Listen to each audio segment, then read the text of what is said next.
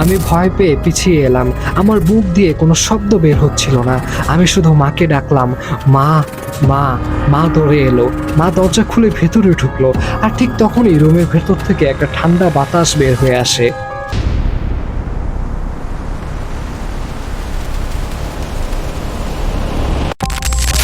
আপনারা শুনছেন haunted studio. আশা করি আপনারা সবাই অনেক বেশি ভালো আছেন। আমি ইব্রাহিম আছি আপনাদের সাথে। ভয়ের রাজ্যে হারিয়ে যেতে আপনাদের সবাইকে স্বাগতম। ফিরে এসেছি নতুন এবং বড় একটি ঘটনা নিয়ে। আজকে পুরান ঢাকার একটি বাড়ির ঘটনা আপনাদের সবার সামনে আমি পড়ে শোনাবো, এবং এই ঘটনাটি আমাদের একজন লিসনার ইমেল করেছেন। তিনি যেভাবে লিখেছেন আমি সেভাবেই পড়ে শোনাবো, এবং খুবই ইন্টারেস্টিং একটা ঘটনা এবং বেশ বড় একটি ঘটনা। আশা করি আপনাদের সবার অনেক বেশি পছন্দ হবে এই ঘটনাটি। বেশ অদ্ভুত একটি ঘটনা। সবাই মনোযোগ দিয়ে শুনবেন এবং কমেন্ট করে জানাবেন এই ঘটনাটি আপনাদের সবার কেমন লেগেছে, এবং গা শিউরে দেওয়ার মতো একটা ঘটনা। সত্যি কথা বলতে আমি কথা বেশি বাড়াবো না, কারণ বেশ বড় একটি ঘটনা। আমি সরাসরি চলে যাচ্ছি ঘটনায়। তিনি যেভাবে লিখেছেন আমি ঠিক সেভাবেই পড়ে শোনাচ্ছি। আসসালামু আলাইকুম ইব্রাহিম ভাই, আমি আপনাদের নিয়মিত একজন শ্রোতা। অনেকদিন ধরেই মনে ছিল আমার জীবনের এই ঘটনাটি একদিন আপনাদের লিখবো, কিন্তু সত্যি কথা বলতে এই লিখতে বসলে এখনো বুকটা কেমন করে ওঠে। কারণ ঘটনাটা শুধু ভয়ঙ্কর না, এটা আমার জীবনের এমন একটা দাগ রেখে গেছে যেটা হয়তো কোনোদিন পুরোপুরি যাবে না। আপনারা আমার নাম পরিচয় গোপন রাখবেন। তিনি তার নাম লিখেছেন, আমি সেটা আর না বলি। আমি পুরান ঢাকারই একজন ছেলে। ঘটনাটি 2022 সালের শেষের দিকে, শীতের সময়ের। তখন আমার বয়স 27। আমি একটা প্রাইভেট কোম্পানিতে চাকরি করতাম। আমার পরিবারে বলতে মা, ছোট ভাই আর আমি। বাবা অনেক আগেই মারা গেছেন। পুরান ঢাকার নিজের বাড়ি ছিল না, তাই আমরা ভাড়ার বাসায় থাকতাম। আর পুরান ঢাকার ভাড়া বাসা মানেই আপনারা জানেন, বেশিরভাগ বাড়ি পুরানো, গলি সরু, চারিদিকে মানুষের ভিড়, আর বাড়িগুলো এমনভাবে বানানো যে দিনের আলো ঠিক মতো ঢুকতেই চায় না। আমরা থাকতাম সূত্রাপুরের কাছাকাছি একটা এলাকায়। বাসাটা বাইরে থেকে দেখলে একদম নর্মাল। 2 তলা পুরানো বাড়ি, নিচেকে মালিকের পরিবার, উপরে ভাড়াটিয়া। আমাদের বাসা ছিল উপরের ফ্ল্যাটে। 2টা রুম, একটা ছোট ড্রয়িং রুম, রান্নাঘর আর একটা বাথরুম। আমি বলবো না বাসাটা প্রথম দিন থেকেই ভয়ঙ্কর লাগতো, বরং প্রথম আমাদের ভালোই লেগেছিল। কারণ ভাড়া কম, লোকেশন সুবিধার, আর আশেপাশে সবকিছুই হাতের কাছে। কিন্তু বাসাটা একটা জিনিস আমার প্রথম থেকেই অস্বস্তি লাগতো। ওই বাড়ির সিঁড়িটা খুবই সরু, সিমেন্টের, কিন্তু এত পুরনো যে পায়ের নিচে একটু পিচ্ছিল লাগতো। আর সিঁড়ির মাঝখানে একটা জায়গা ছিল যেখানে দাঁড়ালে মনে হতো কেউ পেছন থেকে তাকিয়ে আছে। এই অনুভূতি আমার একার না, আমার মাও একই জিনিস ফেস করেছে। তখন আমরা এটাকে পাত্তা দিইনি। পুরনো ঢাকার বাড়িতে এসব গা ছমছম ফিল হয় অনেক সময়, এটা আমরা ভেবেছিলাম। প্রথম 2 সপ্তাহ একদম স্বাভাবিক কাটে। তারপর ধীরে ধীরে এমন কিছু ঘটনা শুরু হয় যেগুলো প্রথমে ছোট, কিন্তু একটার পর একটা জমতে জমতে শেষে আমাদের জীবন একদম উল্টে দেয়। প্রথম ঘটনাটা খুব সাধারণ ছিল। একদিন রাতে আমি অফিস থেকে ফিরে হাত মুখ ধুয়ে ড্রয়িং রুমে বসেছিলাম। মা রান্নাঘরে, ভাই পড়াশোনা করছিল। হঠাৎ রান্নাঘরের ভেতর থেকে একটা থালা পড়ে যাওয়ার শব্দ। মা তখনই বলে উঠল, আল্লাহ, কি পড়ে গেল? আমি দৌড়ে রান্নাঘরে গেলাম, কিন্তু গিয়ে দেখি কিছুই পড়ে নাই। থালাগুলো ঠিক জায়গায়, গ্লাসগুলো। মা একটু থমকে গেল, বলল, আমি তো স্পষ্ট শুনলাম। আমি হাসলাম, বললাম, হয়তো পাশের বাসা থেকে আসছে। পুরান ঢাকার পাশের বাসা থেকে শব্দ আসা নতুন কিছু না। কিন্তু 2 দিন পর আবারও একই ঘটনা। এইবার শব্দটা আমার বাথরুম থেকে। আমরা ভাবলাম বাথরুমের দরজা হয়তো বাতাসে লেগে গেছে, কিন্তু বাথরুমের দরজা তো বন্ধ ছিল। এরপর থেকে বাসার একটা অদ্ভুত নিয়ম শুরু হলো। রাতে 1টা থেকে 3টার মধ্যে কিছু না কিছু হবেই। কখনো রান্নাঘরে থালা, কখনো জানালায় টোকা, কখনো সিঁড়িতে কারো হাঁটার শব্দ। আর সবচেয়ে ভয়ঙ্কর ব্যাপার হলো, এই শব্দগুলো এমনভাবে হতো যেন কেউ ইচ্ছে করে আমাদের জাগিয়ে রাখছে। আমার মা তখন থেকেই ভয় পেতে শুরু করে। আমার মা খুব সাহসী মানুষ। বাবা মারা যাওয়ার পর মা একা সংসার টেনেছে। কিন্তু আমি জীবনে প্রথমবার দেখলাম মা রাতে ঘুমাতে যেতে চায় না। সে বলতো, আমার মনে হয় এই বাসায় কেউ আছে। আমি তখনও এটাকে ভয় বা কল্পনা ভাবতাম, কারণ আমার মাথায় আসেনি পুরান ঢাকার একটা নর্মাল ভাড়া বাসায় সত্যি সত্যি এমন কিছু হতে পারে। এরপর যে ঘটনাটি হয় সেটা ছিল প্রথম বড় ধাক্কা। একদিন আমি অফিস থেকে একটু দেরি করে ফিরছিলাম। রাত প্রায় 10টা। গলি দিয়ে হাঁটছি। আমার বাসার সামনে এসে দাঁড়ালাম। নিচতলায় মালিকের বাড়ির গেট খোলা ছিল। আমি ভেতরে ঢুকলাম। সিঁড়ির কাছে এসে দেখি সিঁড়ির মাঝখানে একটা মানুষ দাঁড়িয়ে আছে, একদম কালো একটা ছায়া। প্রথমে আমি ভাবলাম হয়তো নিচতলার কেউ। আমি বললাম, ভাই সাইড দেন। কোনো উত্তর নাই। আমি আরো 2 ধাপ উঠলাম। তখন ছায়াটা একদম আমার সামনে, কিন্তু ওই মানুষটার মুখ আমি দেখতে পাচ্ছি না। সিঁড়িতে আলো ছিল, তবু মুখটা অন্ধকার, যেন আলো গিয়েও সেখানে থামছে।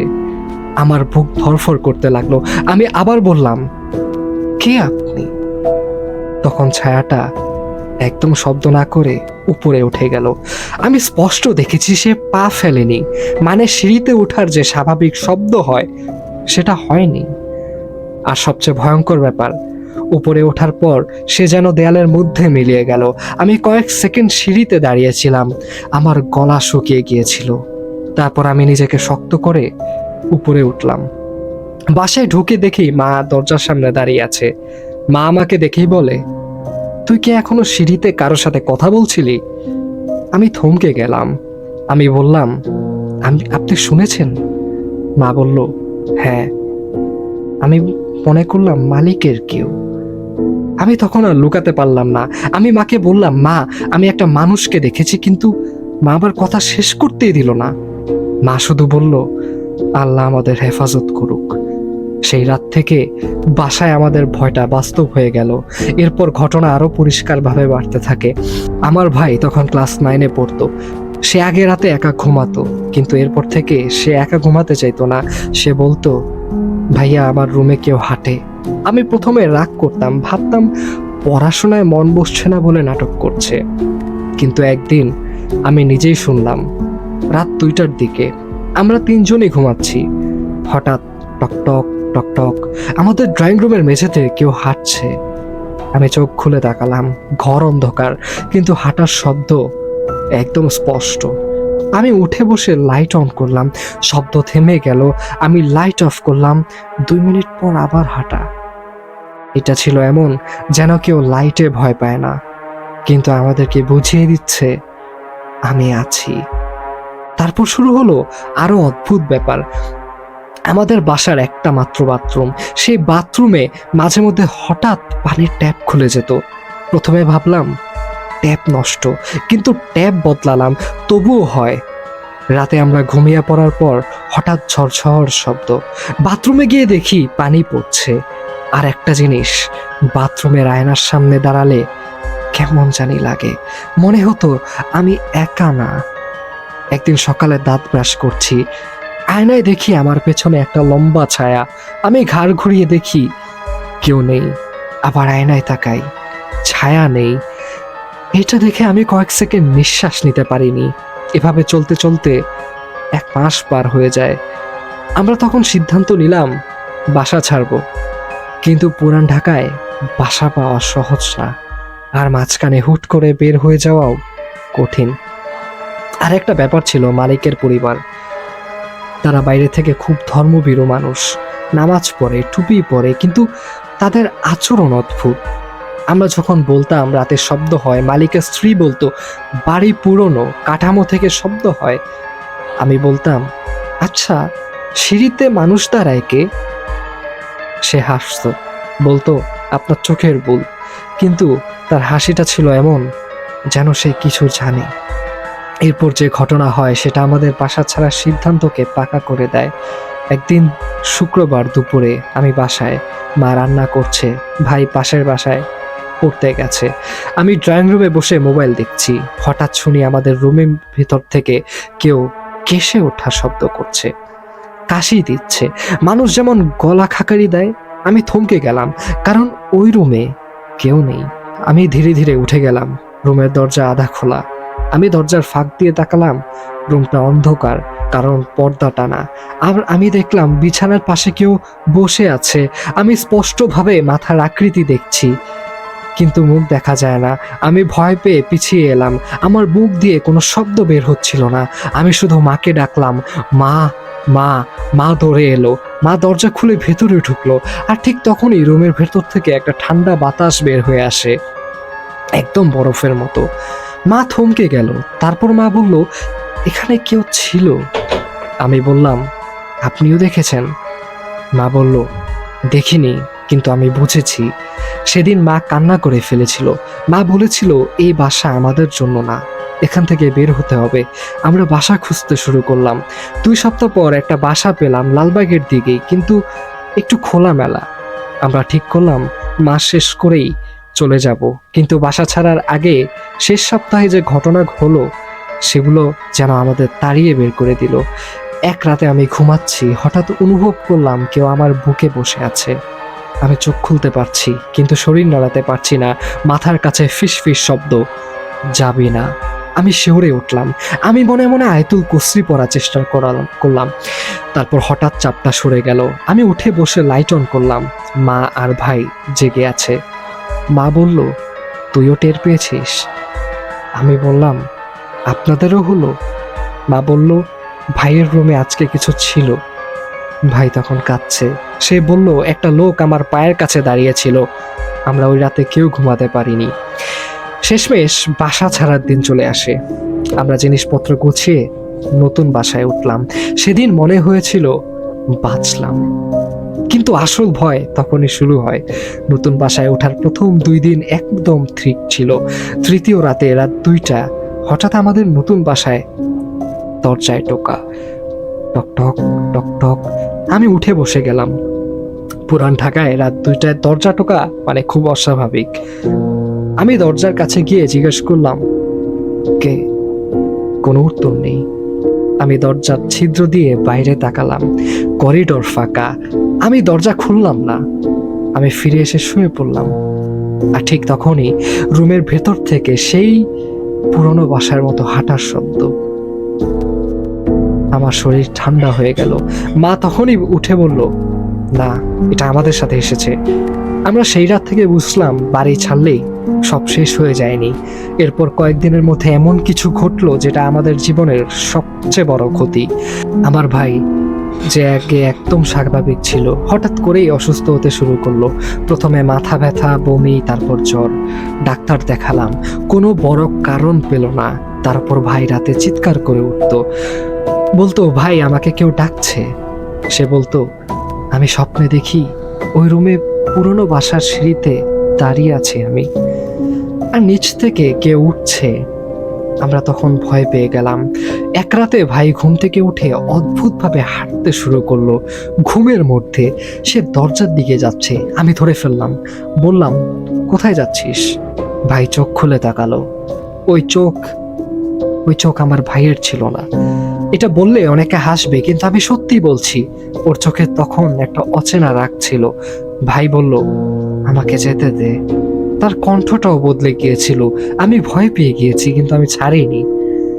মা এসে ভাইকে জড়িয়ে ধরে কাঁদতে থাকলো। ভাই তখন হঠাৎ পড়ে গেল। পরদিন ভাইয়ের অবস্থাও খারাপ হয়ে যায়। আর 3 দিনের মাথায় আমার ভাই একটা ভয়ানক দুর্ঘটনায় পড়ে। এটা আমাদের জীবনের সবচেয়ে বড় ক্ষতি। সেদিন সকালবেলা আমি অফিস যাব, ভাই স্কুলে যাবে, ভাই রাস্তায় বের হয়। আমি একটু পরে বের হচ্ছি, হঠাৎ শুনি মানুষের চিৎকার। আমি দৌড়ে গিয়ে দেখি ভাই রাস্তার পাশে পড়ে আছে, মাথায় আঘাত। কেউ বলল ছেলেটা হঠাৎ দৌড়ে রাস্তায় চলে গিয়েছিল, কিন্তু ভাই তো এমন না, আমার সে খুব সাবধানে হাঁটে। আমি ভাইকে হাসপাতালে নিয়ে গেলাম। ডাক্তাররা চেষ্টা করলো, কিন্তু আমার ভাই বাঁচেনি। এই কথাটা লিখতে গিয়েও আমার হাত কাঁপছে। ভাইয়ের জানাজা, দাফন সবকিছু হয়ে গেল, কিন্তু আমার মাথায় শুধু একটাই প্রশ্ন, ভাই হঠাৎ দৌড়ে রাস্তায় গেল কেন? কারণ ওর কোনো কারণ ছিল না। এরপর আমাদের জীবন পুরো অন্ধকার হয়ে গেল। মা একদম ভেঙে পড়লো। আর আমি রাতের পর রাত ঘুমাতে পারলাম না। আমি প্রতিদিন ভাবতাম, যদি ওই বাসা না ছাড়তাম, না, যদি ওই বাসায় না উঠতাম। তারপর একদিন আমাদের এলাকার এক বয়স্ক লোক, যিনি পুরান ঢাকায় অনেক দিন ধরেই থাকেন, তিনি আমাদের ঘটনাটা শুনে বললেন, তোমরা কি জানো ওই পুরনো বাসায় আগে কি ঘটেছিল? আমি বললাম, না, কেন? তিনি বললেন, ওই বাড়িতে আগে এক ভাড়াটিয়ার ছেলে মারা গিয়েছিল রহস্যজনকভাবে। আমি থমকে গেলাম। তিনি বললেন, ছেলেটা নাকি রাত 2টার থেকে সিঁড়িতে পড়ে মারা যায়, কিন্তু অনেকে বলে সে পড়ে না, তাকে ফেলে দেওয়া হয়েছিল। আমি বললাম, কারা? লোকটা বলল, কেউ মানুষ না, ওই বাড়ির সিঁড়ির কাছে একটা কিছু ছিল, অনেকেই টের পেত। তারপর তিনি আরো বললেন, ওই ছেলেটার মৃত্যু ঠিক মতো মাফ হয়নি, বাড়ির মালিকরা মামলা টামলা থামিয়ে দিয়েছে, কেউ কিছু জানতে দেয়নি। আর ছেলেটার মা নাকি শেষ পর্যন্ত কাঁদতে কাঁদতে বলেছিল, ও আমার ছেলেকে ফিরিয়ে দে। আমি শুধু শুনে কেঁপে উঠলাম, কারণ আমাদের ঘটনাগুলো রাত 1টা থেকে 3টার মধ্যে, সিঁড়িতে হাঁটার শব্দ, দরজায় টোকা, সবকিছু ওই সময়ের সাথে মিলে যায়। আমরা এরপর একজন হুজুরের কাছে যাই। এই হুজুর ছিলেন পুরান ঢাকার একজন পরিচিত মানুষ, খুব সোজা সাপটা মানুষ, টাকা নিয়ে ব্যবসা করেন না। তিনি আমাদের কথা শুনলেন, ভাইয়ের মৃত্যুর কথাও শুনলেন। তারপর তিনি বললেন, এটা জিনের আসর, কিন্তু শুধু জিন না, এটার সাথে একটা মানুষের হক জড়ানো। আমি বললাম, মানে? তিনি বললেন, ওই বাড়িতে কেউ মারা গেছে, তার মৃত্যুতে জুলুম হয়েছে, সেই জুলুমের জায়গায় জিনরা বসে যায়। আর যারা ওই বাড়িতে আসে তাদেরকে ভয় দেখায়, কখনো কখনো বড় ক্ষতিও করে। আমি জিজ্ঞেস করলাম, তাহলে আমাদের বাসা ছাড়ার পরেও কেন পিছু ছাড়েনি? হুজুর বললেন, কারণ ভয় যখন একবার তোমার ভিতরে ঢুকে গেছে, তখন জিনের জন্য তোমাদের সাথে থাকা সহজ হয়ে যায়।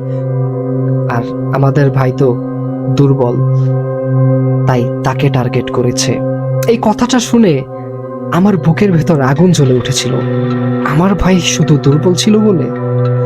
হুজুর আমাদের কিছু আমল দিলেন, সূরা বাকারা বাসায় চালানো, আয়াতুল কুরসি, 4 কুল, সকাল সন্ধ্যায় দোয়া এবং ঘরে নিয়মিত আজান দেওয়া। তিনি আরো বললেন, তোমার ওই পুরানো বাসায় আর কখনো যাবে না, আর যদি যাও ওই সিঁড়িতে দাঁড়াবে না। আমরা এরপর থেকে নিয়ম মেনে চলি। ধীরে ধীরে আমাদের বাসায় অদ্ভুত ঘটনাগুলো কমতে থাকে, দরজায় টোকা, হাঁটার শব্দ বন্ধ হয়, কিন্তু ভাইয়ের ক্ষতি সেটা তো আর ফেরত আসে না। সবচেয়ে ভয়ঙ্কর ব্যাপার হলো, আমরা পরেও আরো অনেক কিছু জানতে পারি। ওই বাসায় ছাড়ার পরেও সেখানে নতুন ভাড়াটিয়া উঠেছে। তারা নাকি কিছুদিন পরেই আবার বাসা ছেড়ে দিয়েছে, কারণ তারা রাত 2টার দিকে সিঁড়িতে কারোর দাঁড়িয়ে থাকার কথা শুনতে পায়। এটা শুনে আমার গা শিউরে ওঠে। মানে ওই বাড়িটা এখনো একই আছে, আর হয়তো এখনো কেউ সেখানে দাঁড়িয়ে থাকে। শেষে আমি শুধু একটা কথাই বলতে চাই, পুরান ঢাকায় এমন অনেক পুরানো বাড়ি আছে, আর অনেক ঘটনার ইতিহাস লুকিয়ে থাকে। বাইরে থেকে নর্মাল লাগে, কিন্তু ভেতরে ভেতরে এমন রহস্য লুকিয়ে থাকে যেটা কেউ জানে না। আর কিছু রহস্য শুধু ভয় দেখিয়ে থামে না, জীবন থেকেও কেড়ে নেয়। আপনারা যদি এই ঘটনাটি এপিসোড হিসেবে করেন, তাহলে শুধু অনুরোধ, আমার ভাইয়ের নামটা যেন প্রকাশ না করেন, কারণ আমার মা এখনো এই বিষয়টি মনে করতে পারে না। ধন্যবাদ। তারপর তিনি তার নাম লিখেছেন এবং অ্যাড্রেসও লিখেছেন। আমি বাড়ির ঠিকানা এবং তার নামটা নাই প্রকাশ করলাম, যেহেতু তিনি বলেছেন। অনেক লম্বা একটা ঘটনা, অনেক বড় একটা ঘটনা। আমি জানি না আপনাদের সবার এই ঘটনাটি কেমন লেগেছে। যারা ঘটনাটি একদম প্রথম থেকে শেষ পর্যন্ত শুনেছেন,